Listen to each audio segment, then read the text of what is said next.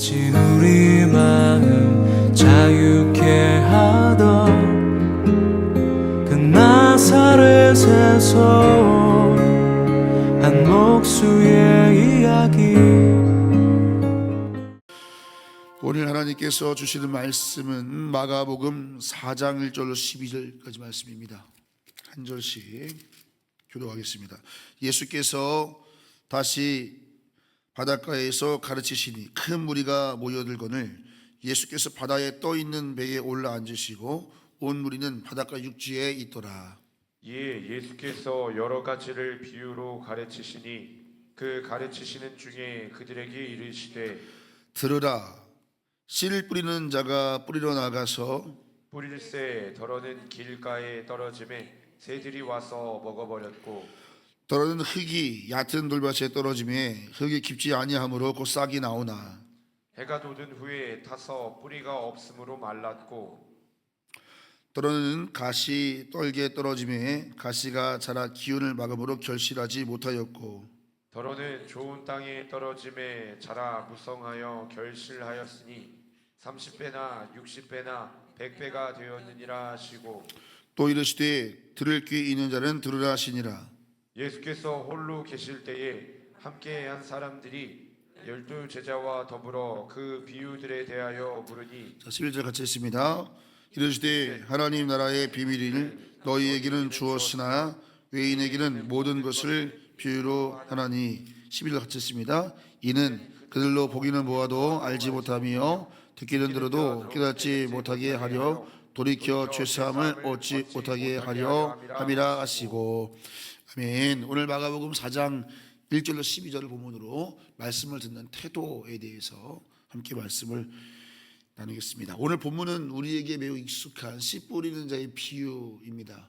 오늘 내일 이 말씀이 이어지고 사실 이 말씀의 전체 내용은 내일 본문이 더 중요하겠습니다. 오늘은 씨 뿌리는 자의 비유의 서론격에 해당하는 말씀입니다. 그래서 오늘은 말씀을 듣는 태도라고 하는 주제를 다루려고 합니다.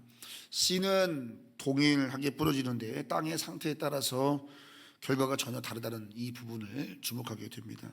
하나님의 말씀이 선포될 때 그 동일한 말씀이 하나님의 말씀에는 살아있고 운동력이 있는데 그 말씀이 어떤 마음의 상태에 따라서 그 말씀이 심겨지냐에 따라서 다른 열매를 맺게 됩니다. 여러분, 신앙의 열매를 맺는 것은 말씀에 듣는 양도 중요하겠습니다. 양이 중요하지 않지는 않습니다. 많이 들어야죠. 그러나 중요한 것은 그 말씀을 대하는 태도, 그 말씀을 대하는 준비된 심령, 이것이 더 중요함을 우리는 이 씨 뿌리는 자의 비유를 통해서 배우게 됩니다. 자, 하나님은 오늘도 우리에게 말씀의 씨를 뿌리는 줄로 믿습니다. 하나님의 나라는 말씀을 통해서 시작되기 때문입니다. 자, 저는 오늘 이 본문을 사무엘상 3장으로 좀 풀어가고 싶습니다. 여러분, 성경을 보면 항상 하나님의 말씀은 선포되지만 모든 사람이 주의 음성을 듣는 것은 결코 또 아니라는 것을 우리가 보게 됩니다. 사무엘상 3장을 보면 이 사실을 분명히 우리가 알 수 있습니다. 사무엘상 3장의 배경은 사사시대의 말기입니다. 사사시대는 우리가 잘 아는 대로 각자 자기네 소견에 옳은 대로 행하였던 아주 영적으로 또 사회적으로 모든 것이 무너져 있었던 이스라엘 역사에 가장 어두웠던 350년 그 사사시대의 마지막 시기가 바로 사무엘상 3장, 사무엘이 태어났을 때입니다. 오늘 사무엘상 3장을 잠깐 여러분 한번 가볼까요? 네, 사무엘상 3장으로 잠시 이동해 보겠습니다. 구약성경 412페이지가 되겠습니다.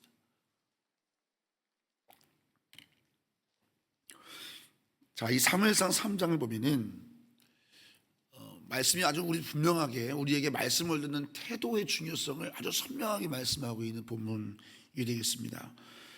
당시에는 엘리 대제사장이 지도자였고 그의 두 아들이 아버지를 도와서 이스라엘의 종교 지도자 노릇을 했습니다. 그런데 그 당시 이스라엘이 얼마나 영적으로 어두웠는지를 우리는 엘리의 그 체중, 자신의 몸을 가누지 못해서 목이 부러져 죽지요.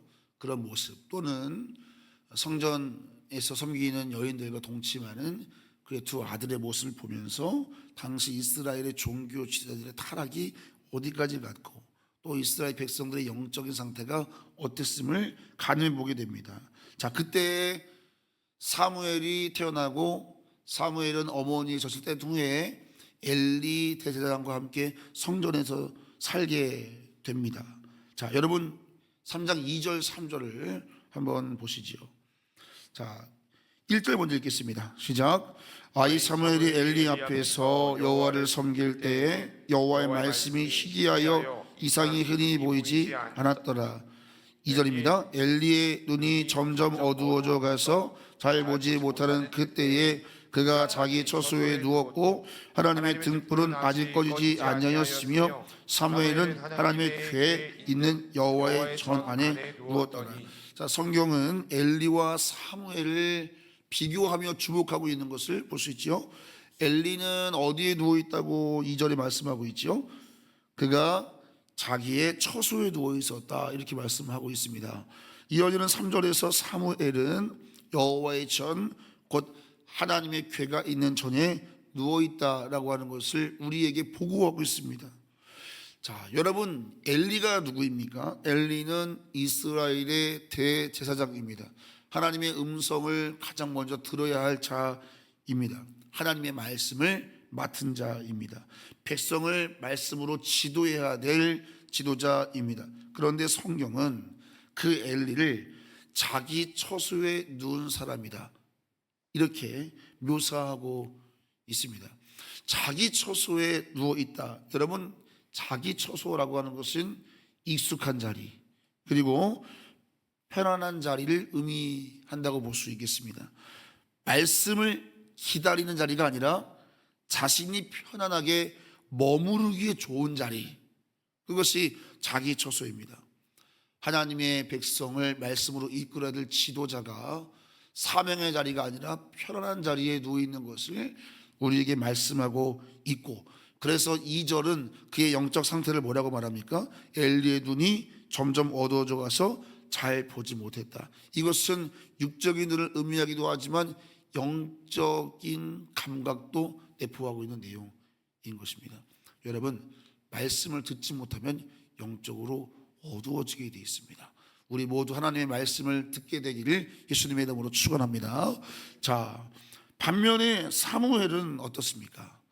사무엘 아직 어린 소년이고 하나님의 음성을 분별할 줄도 모릅니다.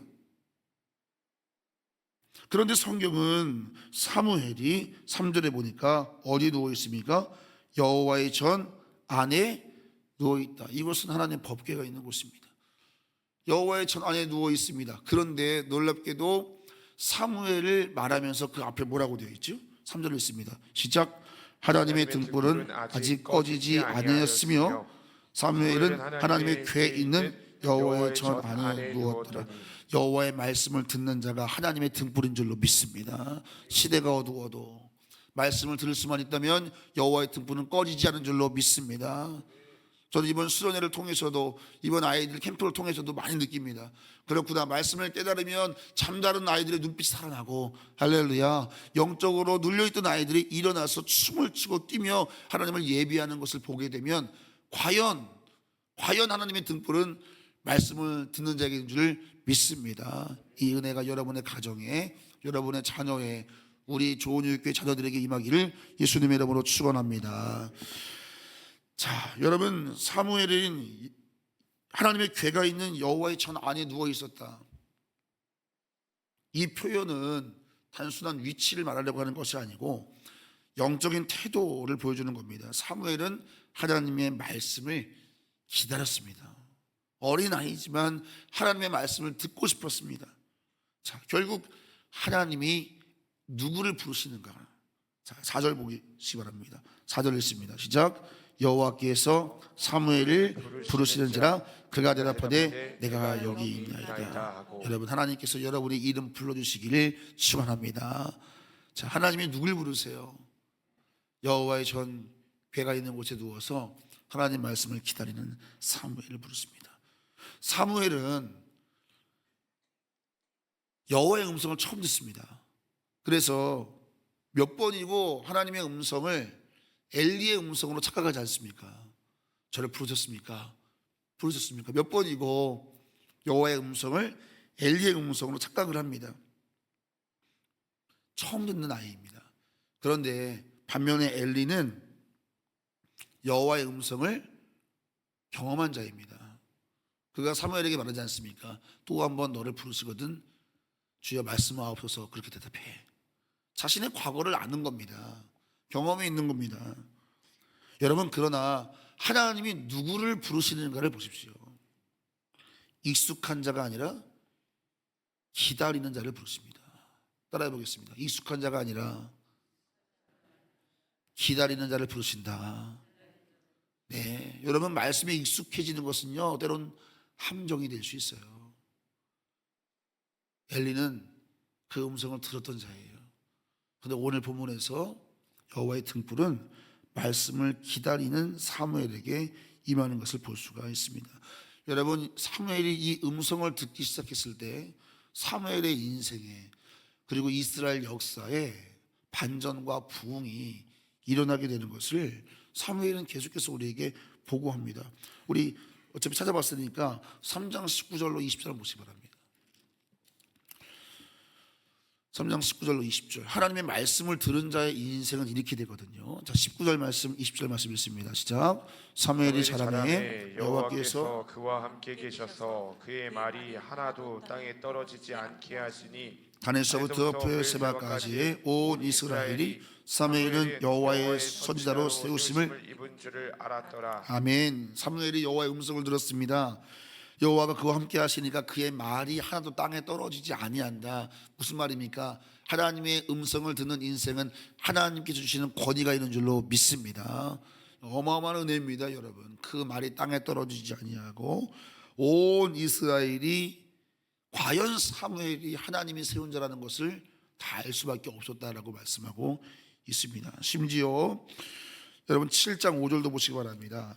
7장 5절도 같이 한번 읽습니다. 시작. 사무엘이 이르되 온 이스라엘은 미스바로 모이라 내가 너희를 위하여 여호와께 기도하리라. 민족적 회개를 이끌어내는 지도자가 되지 않습니까? 이스라엘 백성들이 영적으로 타락해서 이방 민족에게 당하고 있을 때 모든 백성들을 미스바로 모아서 민족적 회개를 이끌어내는 어마어마한 민족의 지도자가 됩니다. 여러분, 사무엘 여호와의 음성을 들었을 때 그의 삶에 이런 역사가 일어나는 겁니다. 능력은 하나님의 말씀에 있는 줄로 믿습니다. 말씀이 들려지면 이런 은혜가 임합니다. 자, 한 번 더 보겠습니다. 어디를 보시냐면요 7장 13절 보십시오, 여러분. 13절로 15절까지인데요. 한 번씩 하나씩 쭉 읽어볼까요? 14절, 13절입니다. 시작.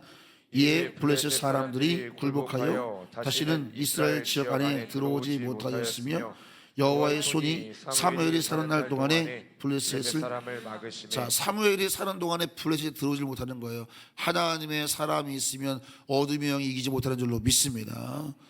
말씀을 듣는 자, 말씀을 가진 한 사람의 능력이 이러하다라고 하는 것을 성경이 말하고 있는 것입니다. 자, 14절 읽을까요? 블레셋 사람들이 이스라엘에게서 빼앗았던 성읍이 에그론부터 가드까지 이스라엘에게 회복되니 이스라엘이 그 사방 지역을 블레셋 사람들의 손에서 도로 찾았고 이스라엘과 아모리 사람 사이에 평화가 있었더라. 14절에 보니까 블레셋에게 빼앗겼던 땅들이 어떻게 됩니까? 회복된다라고 되어 있습니다. 여러분, 하나님의 말씀이 임할 때 우리의 삶에 회복이 임하는 줄로 믿습니다. 그리고 14절 끝에 보니까 그 앙숙이었던 아모리 사람과의 사이에 뭐가 있었다? 평화가 있었다. 하나님 말씀 임할 때 우리의 삶에 평화가 임하는 줄로 믿습니다. 네, 여러분 15절에 보니까 결국 사무엘이 사는 날 동안에 이스라엘을 다스렸다. 여러분, 사무엘이 무슨 능력이 있겠습니까? 그러나 하나님 말씀이 임하면 한 나라를 다스릴 수 있는 힘과 능력과 지혜와 권능이 임하는 줄 믿으시기를 축원합니다. 말씀이 임하면 이런 역사가 시작이 됩니다. 그러니까 사랑하는 성도 여러분, 말씀을 받는 것이 얼마나 중요한가 이만하는 겁니다. 오늘 마가복음 말씀을 연결해 보십시오. 하나님의 말씀에는 능력이 있습니다. 그 말씀을 받았을 때, 그 말씀이 내 삶에 심겨질 때 사물의 삶을 보십시오. 그 말씀이 희귀하고 그 영적인 어둠이 가득한 시대에도 말씀이 심겨졌을 때 그 인생의 30배, 60배, 100배 열매를 맺어서 하나님의 역사와 나라가 이루어지는 것을 우리에게 사무엘상 3장은 말씀하고 있습니다. 마치 오늘 마가복음 4장 1절로 12절의 번역본처럼, 해설서처럼 오늘 우리는 이 본문을 대할 수 있게 됩니다. 말씀을 사모하는 우리 조은유교회 모든 성도들에게 여호와께서 사무엘을 부르시는지라, 이 말씀처럼 새벽마다 묵상마다 하나님께서 여러분에게 말씀으로 찾아와 주시기를 예수님의 이름으로 축원합니다. 자, 오늘 본문으로 돌아가겠습니다. 마가복음 다시 4장 10절로 가시지요. 마가복음 4장 10절로 12절입니다. 오늘 본문 4장 10절로 12절 우리 사무엘을 기억하면서 한번 읽어봅니다. 시작.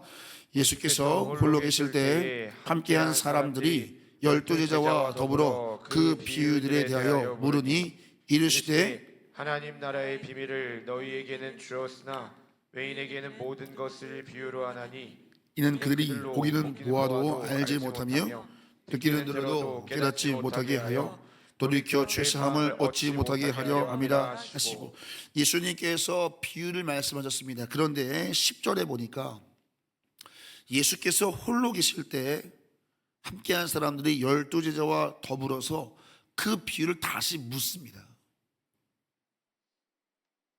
이 지점에서 우리는 무리들과 제자들의 차이를 보게 됩니다.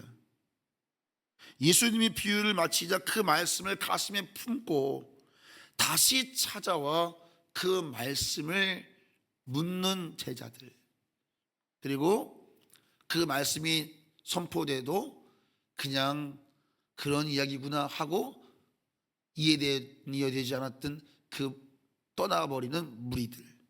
11절에 보니까 하나님의 나라의 비밀을 너희에게는 주었으나 외인에게는 모든 것을 비유로 한다, 이렇게 말씀하고 있습니다. 여러분, 말씀은 모두에게 선포되었습니다. 그러나 그냥 정보로 취급하면서 흩어지는 구경꾼들이 있는 반면에 그 의미를 깨닫고자 하여 주님의 발치에 머무는 이 사모하는 제자들에게 하나님 나라의 비밀이 열렸다, 그것을 말씀하고 있는 것입니다. 사랑하는 성도 여러분, 하나님 나라의 비밀은 말씀을 대하는 간절한 태도를 가진 자들에게 오늘도 열려짐을 믿으시기를 축원합니다. 이것이 얼마나 중요한가 우리는 사무엘의 인생을 통해서 보게 된다는 것입니다. 말씀이 심겨질 때 이것이 얼마나 위대한 열매를 거두는가. 그러니까 사랑하는 성도 여러분, 예배 나올 때 말씀을 전하는 자들이나 말씀 그 자체에 의심하지 마시고, 중요한 것은 오늘 말씀을 대하는 나의 마음의 상태와 태도가 중요한 거예요. 그래서 그 말씀을 어찌하든지 손해보면 안 됩니다. 하나님, 이 말씀이 좋은 밭이 뿌려져서 100배 열매를 맺게 하여 주시옵소서. 하나님의 나라는 그렇게 이루어지는 것입니다. 내 열정과 의지가 아니라 하나님의 말씀이 심겨질 때, 그때 우리의 삶의 거룩한 열정이 시작되고, 할렐루야, 거룩한 기쁨이 시작되고, 할렐루야, 역사가 시작되는 거예요. 하나님은 그렇게 일하신다니까요, 여러분. 그러니까 한국교회 목양이 중요한 겁니다, 여러분. 가끔 이런 분들이 있잖아요.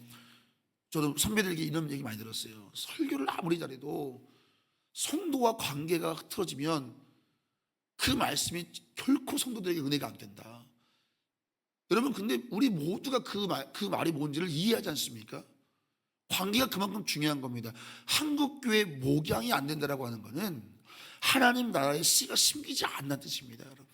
그러면 그 삶 속에 하나님 나라의 거룩한 역사가 나타날 수가 없습니다. 우리의 열정으로 교회를 섬기는 게 아닙니다. 우리 열정으로 아이들을 변화시키는 게 아닙니다. 하나님 말씀이 임하면 거듭나게 됩니다. 할렐루야. 하나님 말씀이 임하면 치유가 되고 그 말씀이 임하면 변화되고 성숙해지는 건데, 여러분, 그래서 우리 조은육교회가 목양이 행복한 교회 되기를 예수님의 이름으로 축원합니다. 누구를 위해서요? 여러분 자신의, 우리 교회와 또 우리 지역과 우리 가정을 위해서라도 말씀을 받으셔야 됩니다. 여러분, 말씀 받으셔야 됩니다. 그래서 우리 교회는 목양이 행복한 교회 되기를 예수님의 이름으로 축원합니다. 네, 정말 중요합니다. 여러분, 이 부분은 꼭 기억하세요. 그래야 우리 자녀도 사는 거예요. 수련회도 마찬가지인 거예요. 어떤 애들이 은혜 받냐? 정말 은혜 받고 싶어가지고 가난한 마음으로 온 아이들은 다 은혜 받습니다.